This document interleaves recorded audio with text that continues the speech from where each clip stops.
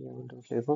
Ligament फ्लेभ चाहिँ दुईटा हुन्छ, यो कुरा चाहिँ मलाई थाहा थिएन है, दुईटा हुन्छ भन्ने कुरा चाहिँ दुईटा हुन्छ। अनि त्यसपछि एट्याचमेन्ट कहाँ कहाँ हुन्छ भने 80% चाहिँ के हुन्छ, यो इलास्टिक हुन्छ है। इलास्टिक भइसकेपछि के हुन्छ, मिडियल र ल्याटरल हुन्छ है, मिडियल र ल्याटरल है त। मिडियल चाहिँ कहाँनिर आएर जोडिन्छ भन्दाखेरि यहाँनिरबाट आएर इन्भर्ट, यो जुन पछाडिको हुन्छ नि, यो मिडियल अगाडिबाट आएर त्यो तलतिरको यतातिर आएर जोडिन्छ कि यहाँनिर है, पोस्टिरियरले आएर जोडिन्छ है त। अनि त्यसपछि यो चाहिँ अर्को चाहिँ के हुन्छ, ल्याटरली चाहिँ त्यहीँनिरबाट आउँछ, तर त्यो हुन्छ यतातिर है त, यो जुन क्याप्सुल छ नि यहाँतिर आएर जोडिन्छ है त।